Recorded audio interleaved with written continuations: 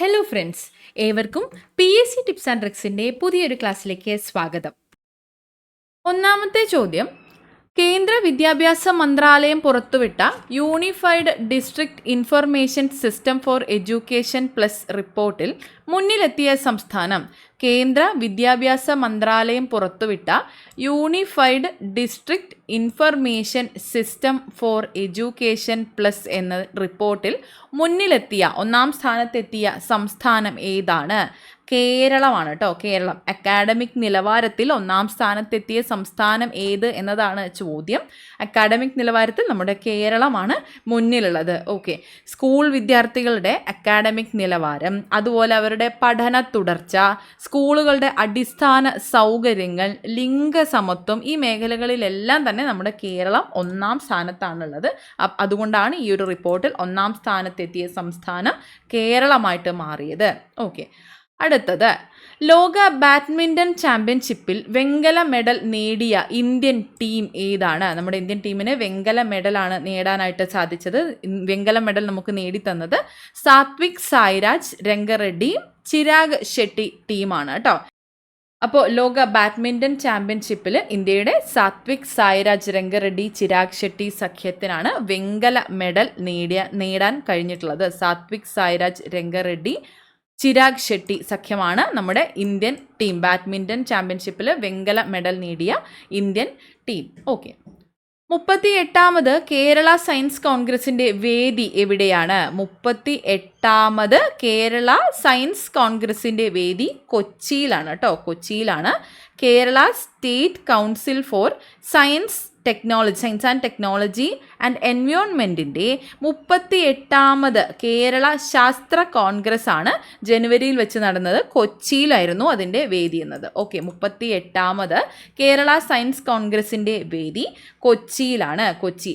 പ്രശസ്ത ശാസ്ത്രജ്ഞനായ professor P ബലറാമാണ് അധ്യക്ഷനായിരുന്നത്. Okay, പ്രശസ്ത ശാസ്ത്രജ്ഞനായ P Balaram. ഈ പേര് നമ്മൾ കഴിഞ്ഞ ക്ലാസ്സിൽ പഠിച്ചതാണ്, അപ്പോൾ ഓർക്കുക കേട്ടോ. പി ബലറാമാണ് അധ്യക്ഷൻ. അടുത്തത്, ലോകത്തിലെ ഏറ്റവും വലുതും കരുത്തുറ്റതുമായ റോക്കറ്റ് എന്ന് കഴിഞ്ഞ ദിവസം നമ്മൾ ന്യൂസ് പേപ്പറുകളൊക്കെ കണ്ടിട്ടുള്ള ഒരു റോക്കറ്റിൻ്റെ പേരാണ് starship rocket. Okay, starship rocket. സ്റ്റാർഷിപ്പിൻ്റെ ഒരു പരീക്ഷണ വിക്ഷേപണം നടത്തുകയുണ്ടായി. അതുമായി ബന്ധപ്പെട്ടാണ് ഇത് ന്യൂസിൽ വന്നിട്ടുള്ളത് കേട്ടോ. ഇലോൺ മസ്കിൻ്റെ സ്പേസ് എക്സ് കമ്പനിയാണ് ഈ ഒരു പരീക്ഷണ വിക്ഷേപണത്തിൻ്റെ ഭാഗമായിട്ട് ഒരു 40 നിലയോളം വലുപ്പമുള്ള കെട്ടിടത്തിൻ്റെ ഉയരം വരുന്ന റോക്കറ്റ്, അതാണ് ലോകത്തിലെ ഏറ്റവും വലുതും കരുത്തുള്ളതുമായിട്ടുള്ള റോക്കറ്റ്, സ്റ്റാർഷിപ്പ് റോക്കറ്റ്. ഇലോൺ മസ്കിൻ്റെ സ്പേസ് എക്സ് കമ്പനിയാണ് 40 നില കെട്ടിടത്തിൻ്റെ ഉയരം വരുന്ന ഈ ഒരു റോക്കറ്റിൻ്റെ നിർമ്മാതാക്കൾ. എന്താണ് ഈ ഒരു റോക്കറ്റ് കൊണ്ടുള്ള പർപ്പസ് എന്ന് പറഞ്ഞാൽ, മനുഷ്യരെ ചന്ദ്രനിലും ചൊവ്വയിലുമൊക്കെ എത്തിക്കുന്നതിനായിട്ട് തയ്യാറെടുക്കുന്ന ഒരു റോക്കറ്റാണിത്. അപ്പോൾ ഈ ഒരു റോക്കറ്റിൻ്റെ വിക്ഷേപണമായിരുന്നു നടന്നിട്ടുണ്ടായിരുന്നത്. ഓക്കെ, അപ്പോൾ ലോകത്തിലെ തന്നെ ഏറ്റവും വലുതും കരുത്തുറ്റതുമായ റോക്കറ്റ് സ്റ്റാർഷിപ്പ് റോക്കറ്റാണ്. ലോക അത്ലറ്റിക് ചാമ്പ്യൻഷിപ്പിൽ ഇന്ത്യയെ നയിക്കുന്നത് നീരജ് ചോപ്രയാണ്. ലോക അത്ലറ്റിക് ചാമ്പ്യൻഷിപ്പിനുള്ള ഇന്ത്യൻ സംഘത്തെ നിലവിലെ ജാവലിൻ ത്രോ ചാമ്പ്യനായ നീരജ് ചോപ്രയാണ് നയിക്കുക. ജപ്പാനിലെ ടോക്കിയോയിലാണ് സെപ്റ്റംബർ 13 മുതൽ 21 വരെ ചാമ്പ്യൻഷിപ്പ് നടക്കുന്നത്. ഓക്കെ, അപ്പോൾ എവിടെയാണ് വേദി എന്ന് ചോദിച്ചാൽ ടോക്കിയോ ആണ്, ജപ്പാനാണ് എന്ന് മനസ്സിലാക്കിയിരിക്കുക. ഓക്കെ, ലോക അത്ലറ്റിക് ചാമ്പ്യൻഷിപ്പിൽ ഇന്ത്യയെ നയിക്കുന്നത് നീരജ് ചോപ്രയാണ്. ലോക അത്ലറ്റിക് ചാമ്പ്യൻഷിപ്പിൻ്റെ വേദി ജപ്പാനിലെ ടോക്കിയോ ആണ്. 2025 മക്സസെ പുരസ്കാരം നേടിയ പിന്നോക്ക ഗ്രാമങ്ങളിലെ പെൺകുട്ടികൾക്ക് വിദ്യാഭ്യാസം നൽകാൻ ലക്ഷ്യമിട്ട് പ്രവർത്തിക്കുന്ന ഇന്ത്യൻ സന്നദ്ധ സംഘടനയാണ് educate girls foundation. Educate girls എന്നതാണ് ഈ ഒരു സംഘടന. 2025 മക്സസെ പുരസ്കാരം, 2025 രമൻ മക്സസെ പുരസ്കാരം നേടിയ സംഘടന, ഇന്ത്യൻ സംഘടനയാണ് എഡ്യൂക്കേറ്റ് ഗേൾസ്. എന്താണ് ലക്ഷ്യം? പിന്നോക്ക ഗ്രാമങ്ങളിലെ പെൺകുട്ടികൾക്ക് വിദ്യാഭ്യാസം നൽകുന്നതാണ് ഇവർ പ്രധാനമായിട്ടും ലക്ഷ്യമിടുന്നത്. ഈ ഒരു സംഘടനയ്ക്ക് കുറച്ച് പ്രത്യേകതകളുണ്ട്. എന്താണെന്ന് വെച്ചാൽ, ഇത്തരത്തിലുള്ളൊരു നേട്ടം കൈവരിക്കുന്ന ആദ്യത്തെ ഇന്ത്യൻ സംഘടനയാണ് ഈ എഡ്യൂക്കേറ്റ് ഗേൾസ് ഫൗണ്ടേഷൻ. ഓക്കെ, അത് മാത്രമല്ല ലണ്ടൻ സ്കൂൾ ഓഫ് എക്കണോമിക്സ് ബിരുദധാരിയായ സഫീന ഹുസൈൻ ആണ് 2007 ഈ ഒരു ഫൗണ്ടേഷൻ സ്ഥാപിക്കുന്നത്. 2007 എഡ്യൂക്കേറ്റ് ഗേൾസ് എന്നൊരു ഫൗണ്ടേഷൻ സ്ഥാപിക്കുന്നത്. ഇതിൻ്റെ പ്രധാന പ്രവർത്തന മേഖല അല്ലെങ്കിൽ കേന്ദ്രം എന്ന് പറയുന്നത് രാജസ്ഥാൻ ആയിരുന്നു കേട്ടോ. രാജസ്ഥാനിലാണ് ഇത് സ്റ്റാർട്ട് ചെയ്തിട്ടുള്ളത്. ഓക്കെ, അപ്പോൾ 2025 മക്സസെ പുരസ്കാരം നേടിയ ഇന്ത്യൻ സന്നദ്ധ സംഘടന ഏത് എന്ന് ചോദിച്ചാൽ എഡ്യൂക്കേറ്റ് ഗേൾസ് ഫൗണ്ടേഷൻ ആണ്. എഡ്യൂക്കേറ്റ് ഗേൾസ് ആണ് കേട്ടോ, എഡ്യൂക്കേറ്റ് ഗേൾസ്.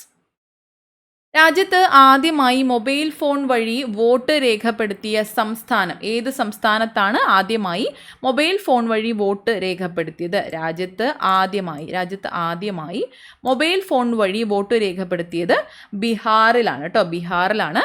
തദ്ദേശ തെരഞ്ഞെടുപ്പിൽ ഈസ്റ്റ് ചമ്പാരൻ ജില്ലയിലാണ് ആദ്യമായിട്ട് മൊബൈൽ ഫോൺ ആപ്പ് വഴി വോട്ട് രേഖപ്പെടുത്തിയത്. പ്രധാനമായിട്ടും മുതിർന്ന പൗരന്മാർ, ഗർഭിണികൾ തുടങ്ങിയവർക്ക്, അതായത് പോളിംഗ് സ്റ്റേഷനുകളിൽ നേരിട്ട് എത്താൻ ബുദ്ധിമുട്ട് നേരിടുന്നവരെ ഉദ്ദേശിച്ചുകൊണ്ടാണ് ഈ ഒരു സംവിധാനം കൊണ്ടുവന്നിട്ടുള്ളത്. അപ്പോൾ ആദ്യമായി മൊബൈൽ ഫോൺ വഴി വോട്ട് രേഖപ്പെടുത്തിയ സംസ്ഥാനം ഏതാണ്? ബീഹാറാണ്. ബീഹാർ.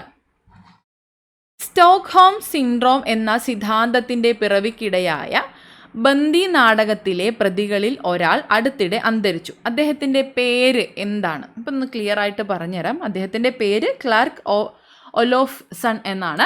ക്ലാർക്ക് ഒലോഫ്സൺ ആണ് ഈ ഒരു പ്രതികളിൽ ഒരാൾ. എന്താ സംഭവം എന്ന് വെച്ചാൽ സ്റ്റോക്ക്ഹോം സിൻഡ്രോം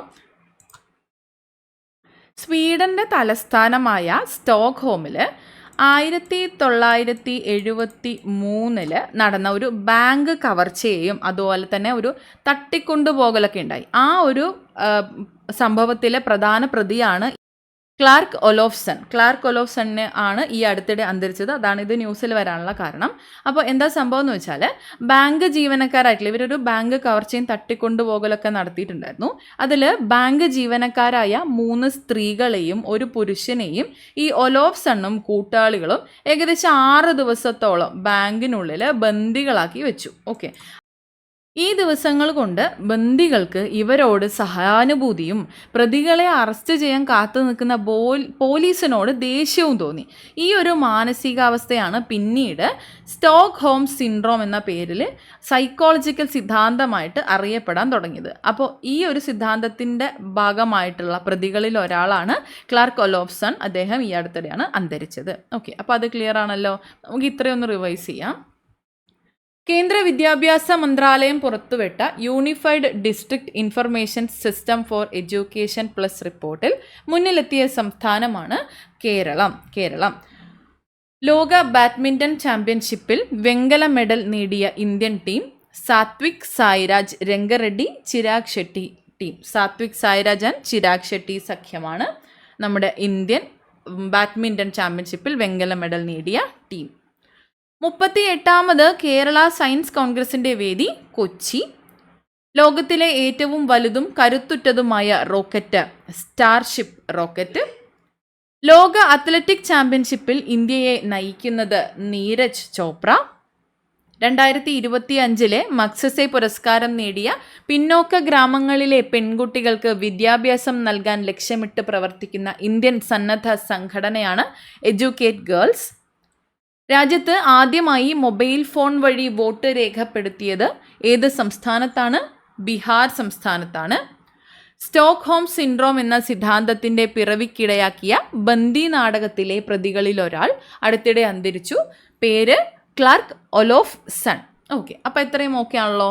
അടുത്തത്, ഇന്ത്യയുടെ രഹസ്യാന്വേഷണ ഏജൻസിയായ റിസർച്ച് ആൻഡ് അനാലിസിസ് വിങ്ങിൻ്റെ പുതിയ മേധാവി ആരാണ്? ഇന്ത്യയുടെ രഹസ്യാന്വേഷണ ഏജൻസിയാണ് റിസർച്ച് ആൻഡ് അനാലിസിസ് വിങ്. ഇതിൻ്റെ പുതിയ മേധാവി പരാഗ് ജെയിൻ ആണ്. പരാഗ് ജെയിൻ 1989 ബാച്ചിലെ പഞ്ചാബ് കേഡർ IPS ഉദ്യോഗസ്ഥനാണ് പരാഗ് ജെയിൻ. രവി സിൻഹ, തൊട്ട് മുന്നത്തെ ഓഫീസറായിട്ടുള്ള രവി സിൻഹ വിരമിച്ച ഒഴിവിലാണ് ഇദ്ദേഹത്തിൻ്റെ നിയമനം. ഓക്കെ, അപ്പോൾ റോയുടെ പുതിയ മേധാവി ആരാണ്? പരാഗ് ജെയിൻ ആണ്. ഭരണഘടനാ ഭേദഗതി ചുമതലകളിൽ നിന്ന് നീക്കം ചെയ്ത പെയിൻതോൺ തരൻ ഷിനാവത്ര ഏത് രാജ്യത്തെ പ്രധാനമന്ത്രിയായിരുന്നു? ഭരണഘടനാ ഭേദഗതി ചുമതലകളിൽ നിന്ന് നീക്കം ചെയ്ത പെയ്തോൺ തരൻ ഷിനാവത്ര, ഈ ഒരു പേരൊന്ന് നോട്ടീസ് ചെയ്താൽ മതി. പെയ്തോൺ തരൻ ഷിനാവത്ര ഏത് രാജ്യത്തെ പ്രധാനമന്ത്രിയായിരുന്നു? തായ്ലൻഡിലെ പ്രധാനമന്ത്രിയായിരുന്നു കേട്ടോ. തായ്ലൻഡിലെ പ്രധാനമന്ത്രിയായിരുന്നു. അയൽരാജ്യമായിട്ടുള്ള കംബോഡിയയുടെ മുൻ പ്രധാനമന്ത്രി ഹുൻസേനുമായിട്ടുള്ള വിവാദ ഫോൺ സംഭാഷണം പുറത്തു വന്നു. അതിന് പിന്നാലെയാണ് ഇവരുടെ ഈ ഒരു നടപടി ഉണ്ടായിട്ടുള്ളത്. അതുകൂടാതെ ഇദ്ദേഹത്തിന് ഒരു പ്രത്യേകത എന്താണെന്ന് വെച്ചാൽ രാജ്യത്തെ തന്നെ ഏറ്റവും പ്രായം കുറഞ്ഞ പ്രധാനമന്ത്രിയായിരുന്നു ഈ പെയ്തോൺ തരൻ ഷിനാവത്ര. 37 വയസ്സായിരുന്നു കേട്ടോ ഇദ്ദേഹത്തിന്. ഓക്കെ, അടുത്തത് സംസ്ഥാനത്തെ എത്രാമത്തെ പോലീസ് മേധാവിയാണ് റവാഡ എ ചന്ദ്രശേഖർ? 36ാമത് പോലീസ് മേധാവിയാണ് കേട്ടോ റവാഡ എ ചന്ദ്രശേഖർ. തൊട്ടു മുന്നത്തെ പോലീസ് മേധാവിയായ ഡോക്ടർ ഷേഖ് ദർവേഷ് സാഹിബ് വിരമിച്ച ഒഴിവിലാണ് ഇദ്ദേഹം നിയമിതനായിട്ടുള്ളത്. റവാഡ എ ചന്ദ്രശേഖർ കേരളത്തിൻ്റെ 36ാമത് പോലീസ് മേധാവിയാണ്. 2027 ജൂലൈ 1 വരെ ഇദ്ദേഹത്തിന് ഈ പദവിയിൽ തുടരാനായിട്ട് സാധിക്കും. ഇൻ്റലിജൻസ് ബ്യൂറോയിലായിരുന്നു 17 വർഷത്തെ സർവീസ്, 17 വർഷത്തെ സേവനം അദ്ദേഹം അനുഷ്ഠിച്ചത്. അതിനുശേഷമാണ് കേരളത്തിലേക്കുള്ള അദ്ദേഹത്തിൻ്റെ ഈ ഒരു നിയമനം. ഓക്കെ, അടുത്തത് റെയിൽവേ ടിക്കറ്റ് ബുക്കിംഗ് ഉൾപ്പെടെ വിവിധ സേവനങ്ങൾ ഏകോപിപ്പിച്ചുകൊണ്ട് അവതരിപ്പിച്ച പുതിയ സൂപ്പർ ആപ്പിൻ്റെ പേര് റെയിൽ 1 എന്നതാണ്. റെയിൽ 1-ൽ റെയിൽവേ ടിക്കറ്റ് ബുക്കിംഗ് ഉൾപ്പെടെയുള്ള വിവിധ സേവനങ്ങൾ ഏകോപിപ്പിച്ചുകൊണ്ടുള്ള ഒരു പുതിയ ആപ്പായിട്ടാണ് പുറത്തിറക്കിയിട്ടുള്ളത്. റെയിൽ 1 എന്നതാണ് ആപ്പിൻ്റെ പേര്, റെയിൽ 1.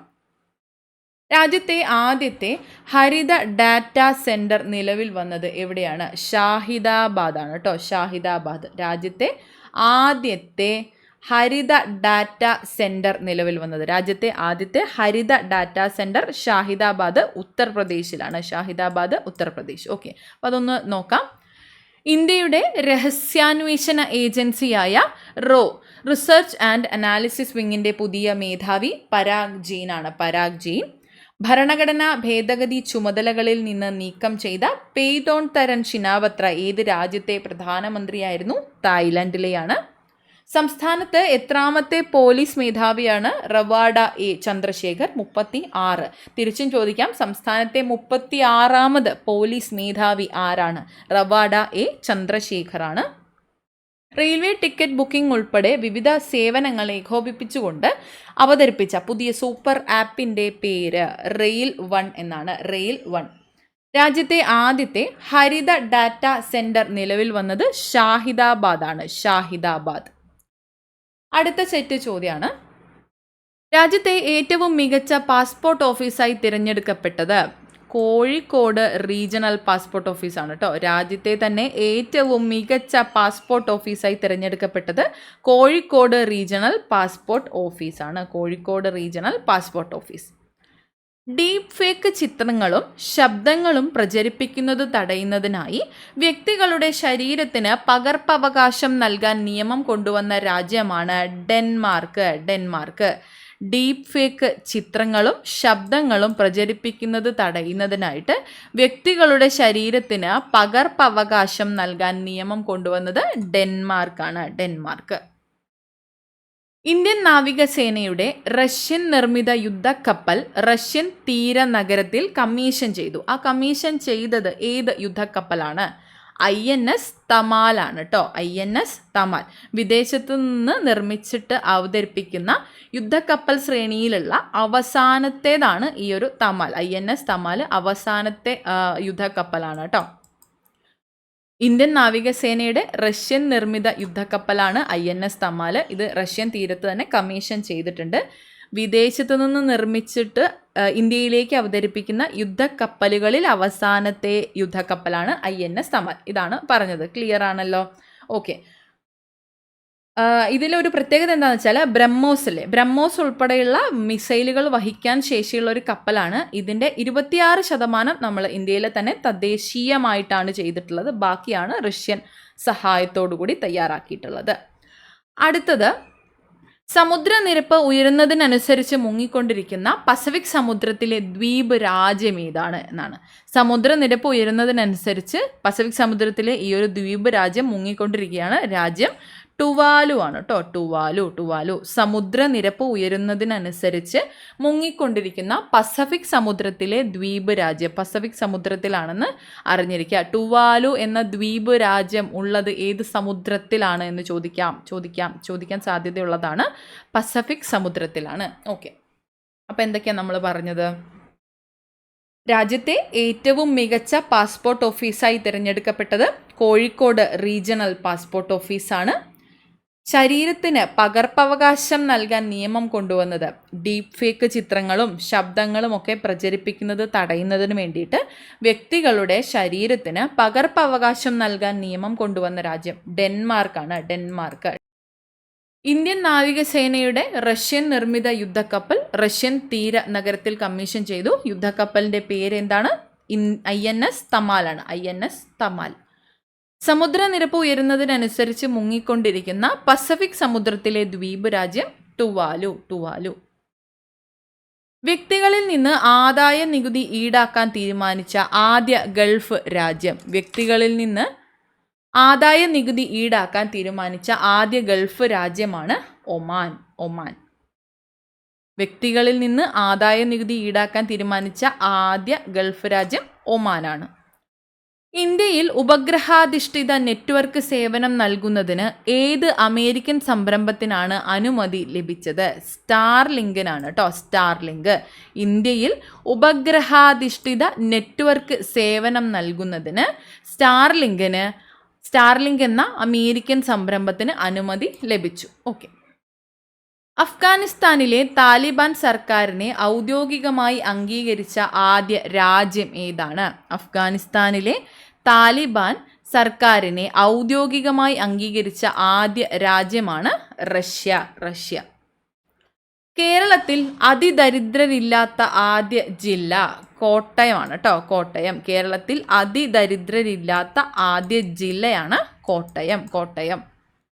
സംസ്ഥാനത്ത് പൂർണ്ണമായി തെരുവു വിളക്കുകളുള്ള ഗ്രാമപഞ്ചായത്ത് പാറളമാണ് തൃശ്ശൂർ ജില്ലയിൽ.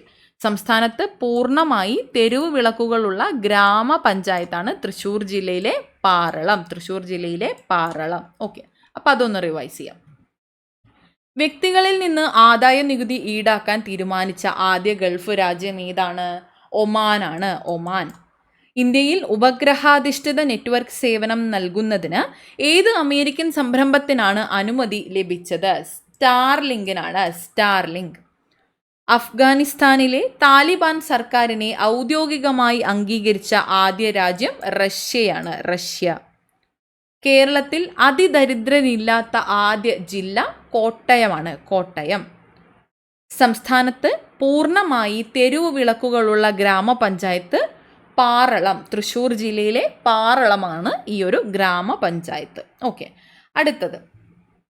ഡോക്ടറും നഴ്സുമല്ലാത്ത ആരോഗ്യ പ്രവർത്തകരെ ഇനി മുതൽ മറ്റൊരു പേര് പാരാമെഡിക്കൽ എന്നതിന് പകരം മറ്റൊരു പേരിൽ അഭിസംബോധന ചെയ്യണമെന്ന് കേന്ദ്ര ആരോഗ്യ കുടുംബക്ഷേമ മന്ത്രാലയം നിർദ്ദേശിച്ചു.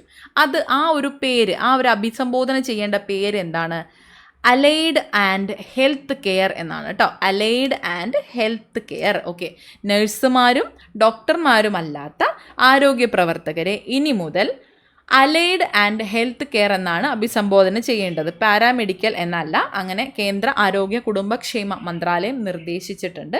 അപ്പോൾ എന്താണ് allied and health care? 2021 national commission for allied and health care professionals act പ്രകാരമാണ് ഈ ഒരു മാറ്റം കൊണ്ടുവന്നിട്ടുള്ളത്. 2025 ജൂലൈ 1 മുതൽ ഈ ഒരു നിയമം പ്രാബല്യത്തിൽ വന്നിട്ടും ഉണ്ട്. അപ്പോൾ എന്താണ് അറിയപ്പെടുന്ന പേര്? Allied and health care. Okay. കേരളത്തിലെ വയനാട് ജില്ലയിലെ പശ്ചിമഘട്ടത്തിൽ നിന്ന് ഗവേഷകർ കണ്ടെത്തിയ ഒരു പുതിയ കിഴങ്ങുവിള. ആ ഒരു കിഴങ്ങുവിളയുടെ പേരാണ് ചോദിച്ചിട്ടുള്ളത്.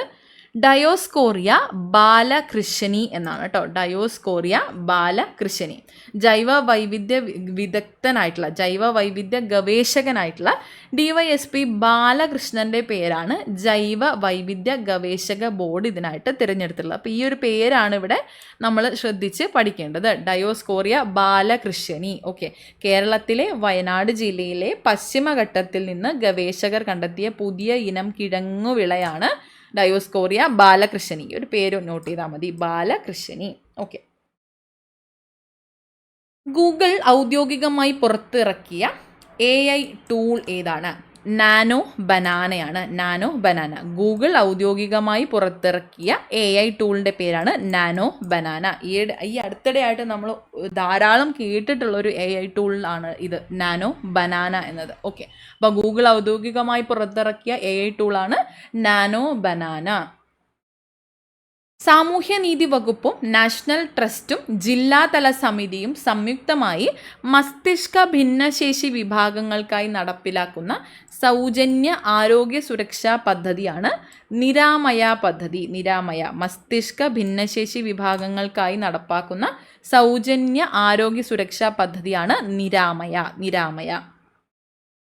നിരാമയ പദ്ധതി ഓട്ടിസം, സെറിബ്രൽ പാൾസി, മാനസിക വൈകല്യം, ബഹുമുഖ വൈകല്യം, ഇത്തരത്തിലുള്ള ഇപ്പം നമ്മൾ പറഞ്ഞു മസ്തിഷ്ക ഭിന്നശേഷി വിഭാഗങ്ങൾക്കായിട്ടുള്ള ഒരു പദ്ധതിയാണ്. ഇവർക്കൊക്കെ ഇവരുടെ ഇത്തരത്തിൽ ഉൾപ്പെടുന്നവരുടെ ജീവനും സ്വത്തിനും സംരക്ഷണം നൽകുന്ന ഒരു പദ്ധതിയാണ് നിരാമയ ഇൻഷുറൻസ് പദ്ധതി. ഈ ഒരു പദ്ധതി പ്രകാരം പ്രതിവർഷം 1 ലക്ഷം രൂപ വരെ പദ്ധതി പ്രകാരം നൽകും. 1 ലക്ഷം രൂപ വരെയാണ് നൽകുന്നത് കേട്ടോ. 1 ലക്ഷം രൂപ വരെയാണ് നൽകുന്നത്. ഏത് സർക്കാർ ആശുപത്രിയിലും അതുപോലെ തന്നെ രജിസ്റ്റർ ചെയ്തിട്ടുള്ള സ്വകാര്യ ആശുപത്രിയിലും കിടത്തി ചികിത്സയും അതുപോലെ തന്നെ OP ചികിത്സയും ലഭ്യമാക്കും ഈ ഒരു ഇൻഷുറൻസ് പ്രകാരം. അതുപോലെ തന്നെ ഈ ഒരു ഇൻഷുറൻസിന് പ്രായപരിധി നിശ്ചയിച്ചിട്ടില്ല കേട്ടോ. ഏത് പ്രായക്കാർക്കും ഈ പദ്ധതിയിൽ അംഗമാകാവുന്നതാണ്. ഓക്കെ, അപ്പോൾ അതാണ് നിരാമയ സ്കീം. അപ്പോൾ ഇവിടെ എന്തൊക്കെയാണ് നമ്മൾ പറഞ്ഞത്? കുറച്ച് പോയിന്റ്സേ പറഞ്ഞിട്ടുള്ളൂ. അലൈഡ് ആൻഡ് ഹെൽത്ത് കെയർ, ഡോക്ടറും നഴ്സുമല്ലാത്ത ആരോഗ്യ പ്രവർത്തകരെ ഇനി മുതൽ പാരാമെഡിക്കൽ എന്നതിന് പകരം അലൈഡ് ആൻഡ് ഹെൽത്ത് കെയർ എന്ന് അഭിസംബോധന ചെയ്യണമെന്നാണ് കേന്ദ്ര ആരോഗ്യ കുടുംബക്ഷേമ മന്ത്രാലയം നിർദ്ദേശിച്ചിട്ടുള്ളത്. കേരളത്തിലെ വയനാട് ജില്ലയിലെ പശ്ചിമഘട്ടത്തിൽ നിന്ന് ഗവേഷകർ കണ്ടെത്തിയ പുതിയ കിഴങ്ങുവിളയാണ് ഡയോസ്കോറിയ ബാലകൃഷ്ണനി. ഓക്കെ, കേരളത്തിലെ വയനാട് ജില്ലയിലെ പശ്ചിമഘട്ടത്തിൽ നിന്ന് ഗവേഷകർ കണ്ടെത്തിയ പുതിയ കിഴങ്ങുവിള ബാലകൃഷ്ണനി. ഗൂഗിൾ ഔദ്യോഗികമായി പുറത്തിറക്കിയ പുതിയ AI ടൂളാണ് നാനോ ബനാന.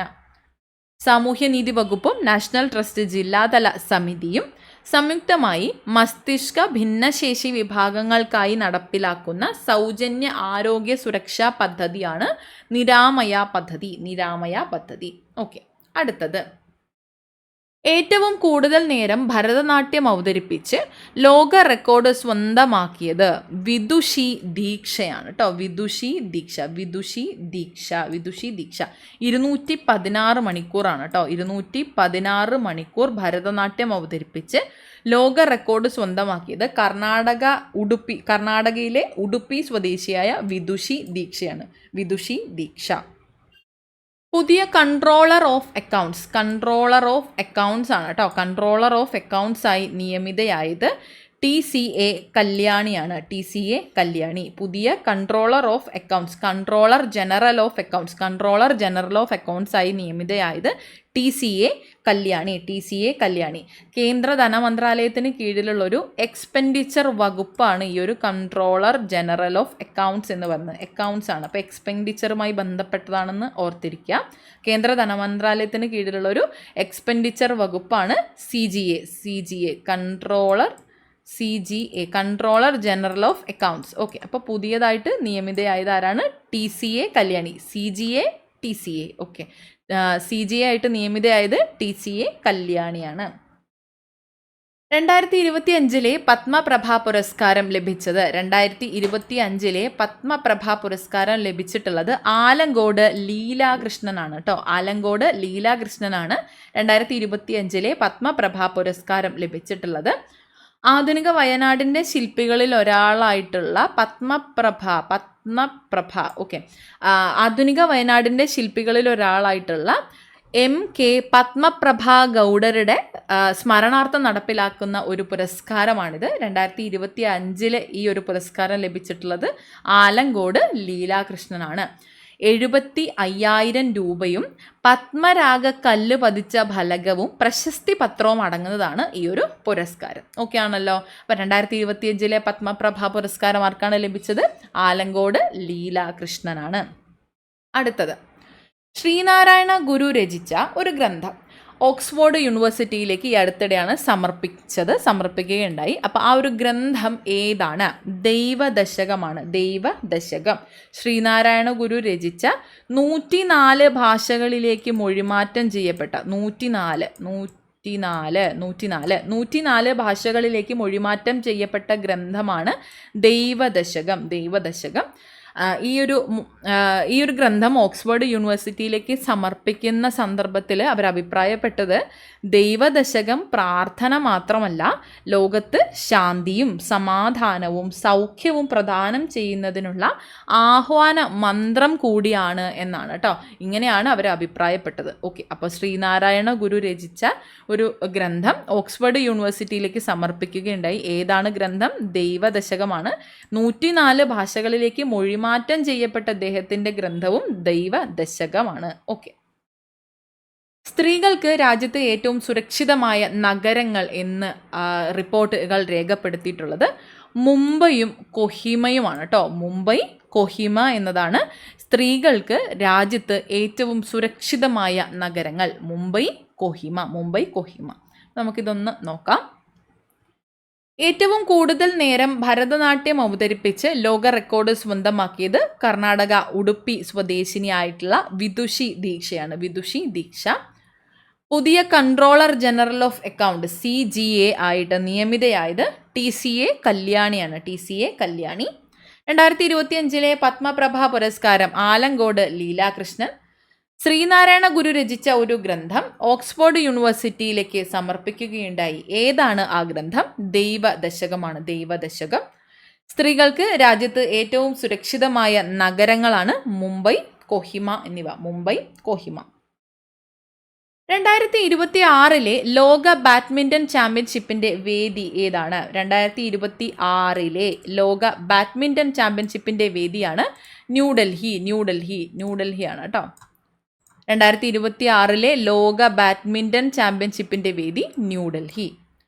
2025 ആഗോള സമാധാന സൂചികയിൽ ഇന്ത്യയുടെ സ്ഥാനം എത്രയാണ്? 115ആണ്. 2025 ആഗോള സമാധാന സൂചികയിൽ ഇന്ത്യയുടെ സ്ഥാനം 115. ഒന്നാം സ്ഥാനത്തുള്ളത് ഐസ്ലൻഡ് ആണ് കേട്ടോ. ഐസ്ലൻഡാണ്. രണ്ടാം സ്ഥാനം അയർലൻഡാണ്. രണ്ടാം സ്ഥാനം ഏതാണ്? അയർലൻഡാണ്.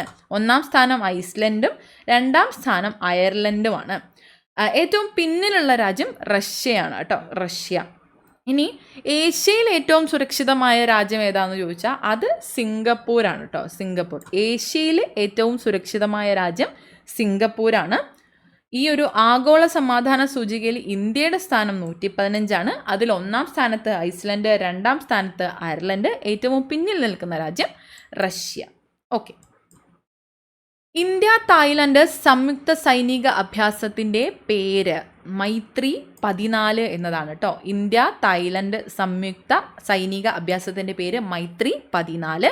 എവിടെ വെച്ചാണെന്നറിയാമോ? വേദി മേഘാലയാണ് കേട്ടോ. ഇന്ത്യ തായ്ലൻഡ് സംയുക്ത സൈനിക അഭ്യാസം മൈത്രി 14ൻ്റെ വേദി മേഘാലയ. കാലേശ്വരം ലിഫ്റ്റ് ഇറിഗേഷൻ പദ്ധതി ആരംഭിച്ചത് എവിടെയാണ്? തെലങ്കാന. കാലേശ്വരം ലിഫ്റ്റ് ഇറിഗേഷൻ പദ്ധതി ഗോദാവരി നദിയിലാണ്. തെലങ്കാന സംസ്ഥാനത്താണ്. 2025 തദ്ദേശ സ്വയംഭരണ സ്ഥാപനങ്ങളിലേക്കുള്ള തിരഞ്ഞെടുപ്പിനുള്ള അന്തിമ വോട്ടർമാരുടെ എണ്ണം 2.83 കോടിയാണ്. 2.83 കോടി. 2025 തദ്ദേശ സ്വയംഭരണ സ്ഥാപനങ്ങളിലേക്കുള്ള തിരഞ്ഞെടുപ്പിനുള്ള അന്തിമ വോട്ടർമാർ ആകെ 2.83 കോടിയാണ് കേട്ടോ. 2.83 കോടി.